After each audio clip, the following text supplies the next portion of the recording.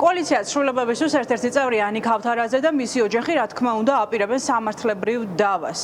ისინი აგროვებენ ყველა დოკუმენტაციას იმისთვის, რომ მომზადდეს სარჩელი საქალაქო სასამართლოში შემოსავლების სამსახურის წინააღმდეგ და მომდევნო კვირაში უკვე დიდი ალბათობით კვირის ბოლოს შევა სარჩელი სასამართლოში. პირველ ჯერზე, რა თქმა უნდა, ისინი განცხადებით მიმართავენ შემოსავლების სამსახურს, რომ დამატებითი განმარტებები გააკეთოს მომხდარ ფაქტთან დაკავშირებით და ამის შემდეგ უკვე პასუხს, რა თქმა უნდა, ისინი გაასაჩივრებენ. შემოსავლების სამსახურმა უკვე გაავრცელა ზეპირსიტყვიერი განცხადება, სადაც ჩვენ ვერაფერი ამოვიკითხეთ, თავად ანიკ ავთარაძე ამბობს, რომ განცხადება ემსახურება მხოლოდ და მხოლოდ მისი და მისი ოჯახის წევრების, მისი როგორც პოლიტიკოსის გაშავების მცდელობას. რაც შეეხება უშუალოდ ფაქტს, მოქმედება ხდება სარფის საბაჟო გამშვებ პუნქტზე, სადაც ანიკ ავთარაძე და მისი ოჯახის წევრები სამი არასრულწლოვანი და მეუღლე ბრუნდებოდნენ საქართველოში. მათ თან ჰქონდათ თანხა, რომლითაც უნდა შეეძინათ ავტომობილი, საუბარია $19,000-ზე, რომელიც ანიკ ავთარაძეს მიღებული ჰქონდა მისი პირადი ავტომობილის გაყიდვის შედეგად, ჯერ კიდევ საქართველოში, თან ჰქონდა თან ეს თანხა წაღებული მას სამოგზაუროდ, მას არ დაუხარჯავს და უკან ბრუნდებოდა ოჯახთან ერთად შემოქონდა თანხა.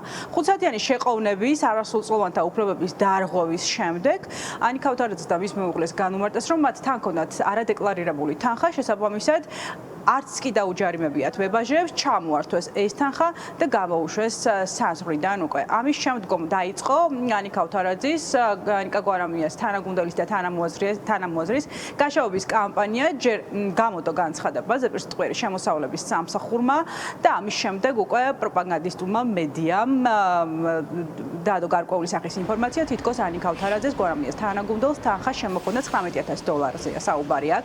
თანხა შემოქონდა იმისთვის, რომ აქციები დაეფინანსებინა. ძალიან კარგად ვიცოდით, რომ თითოეულ ადამიანს შეუძლია 30,000 ლარის ან მისი ექვივალენტი უცხოურ ვალუტაში გადმოიტანოს საზღვარზე და ეს თანხა სრულად შეესაბამებოდა კანონით გათვალისწინებულ ნორმას და შესაბამისად არ საჭიროებდა დეკლარირებას, მაგრამ მათ არ მიიღეს მხედველობაში ის, რომ ჩემი მეუღლე საზღვარს კვეთდა ოჯახთან ერთად, დამცინავად აგდებულად მიმართეს, რომ გასაყიდად მოყავდა მანქანა ოჯახთან ერთად თუ არა, არ გადაამოწმეს, გავიარე თუ არა მე სასაზღვრო კონტროლი, ან ვინ იყო მისი მეუღლე ან შვილები, ვისთან ერთადაც კვეთდა საზღვარს. მე აბსოლუტურ ინფორმაციულ ვაკუუმში დაახლოებით საათნახევარი გარეთ ვიდექი ქუჩაში ბავშვებთან ერთად, რომელსაც შიოდათ, წყუროდათ და რძევთ, თქვათ, ყველა ის საშუალება, რაც ბავშვებს ჭირდებოდათ, მანქანაში იყო. ჩემს მეუღლეს არ მისცეს საშუალება, რომ ეტლი გამოეწოდებინა ბავშვის და მას მერე მხოლოდ რაც მე ავტეხე ერთი ამბავი ამასთან დაკავშირებით, შემიყვანეს უკვე საბაჟოს ტერიტორიაზე, სადაც ჩემი მეუღლე იმყოფებოდა, რომელსაც ასევე ჩაურტყეს საპასპორტო კონტროლი იმისთვის, რომ უკან არ გაბრუნებულიყო და დაუფიქსირეს უკვე სამართალდარღვევა და მთელი დაახლოებით 5 საათის მანძილზე ისინი არ მალავდნენ, რომ ელოდებოდნენ დირექტივას თბილისიდან გადაწყვეტილებასთან დაკავშირებით. მოქალაქის მიმართ სახელმწიფოს მხრიდან თანხის უკანონო გზის წართმევა და ასევე არასრულწლოვანთა უფლებების უხეში დარღვევა. ასე აფასებს თავად ანიკ ავთარაძე მომხდარ ფაქტს სარფის საბაჟო გამშვებ პუნქტზე და სწორედ ეს იქნება ის ორი მუხლი, რომლითაც შევა სარჩელი საქალაქო სასამართლოში. ორი სხვადასხვა სარჩელი მომზადდება, როგორც თავად აღნიშნავს კოალიციას სრულებებისთვის ერთ-ერთი წევრი. პირველი ის მოსთხოვს შემოსავლების სამსახურს თანხების დაბრუნებას და ასევე მოითხოვს ზიანის ანაზღაურებას, ზიანის, რომელიც მიადგა სამ არასრულწლოვანს, რომელიც 5 საათის განმავლობაში მოსასწელში ყავდათ შეყოვნებული და არ უმარტავდნენ არავის, რატომ ყავდათ ავთარაძის მეუღლის კუთვნილი ავტომობილი გაჩერებული და რატომ ჩხრეკდნენ მას რამდენიმე საათის განმავლობაში, რატომ ელოდებოდნენ დირექტივას თბილისიდან, სავარაუდოდ გარკვეული სტრუქტურებიდან დირექტივას იმისა, როგორ უნდა ემოქმედათ მებაჟეებს. ასეთია ანიკ ავთარაძის განმარტება, კვირის ბოლოს შევა სარჩელი საქალაქო სასამართლოში. ანიკ ავთარაძე თავიდან ბოლომდე ამ ფაქტს აფასებს როგორც პოლიტიკურ დევნად, ამბობს, რომ ფაქტი არის პოლიტიკურად მოტივირებული, მისი ბოლოდროინდელი აქტივობებიდან გამომდინარე და ასევე ეს ეჭვი გაამყარა სწორედ თავად შემოსავლების სამსახურის მიერ გავრცელებულმა განცხადებამ და მეორე დღიდან უკვე პროპაგანდისტული მედიის მხრიდან გაჟღერებულმა ცილისმწამებულმა ინფორმაციამ.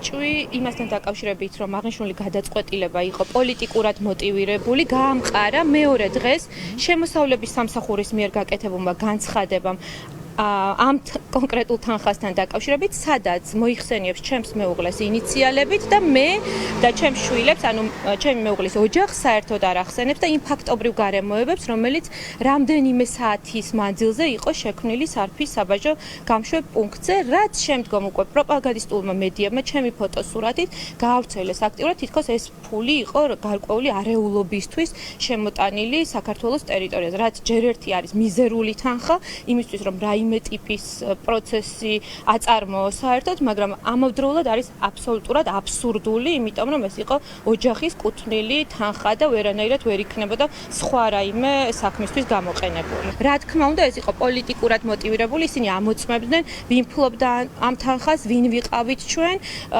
და საბოლოო ჯამში მიღებული იქნა ასეთი გადაწყვეტილება ყველაზე მკაცრი ზომა, რაც კი შეიძლება მიიღოთ, მაგრამ ამის პარალელურად, რა თქმა უნდა, მათ დაარღვიეს არასრულწლოვანების უფლებები, იმის გარდა რომ დაარღვიეს სრულწლოვანი ამ ქვეყნის მოქალაქეების უფლებები და ამას ჩვენ სამართლებრივად აუცილებლად ყველა ინსტანციაში მივყვებით ბოლომდე.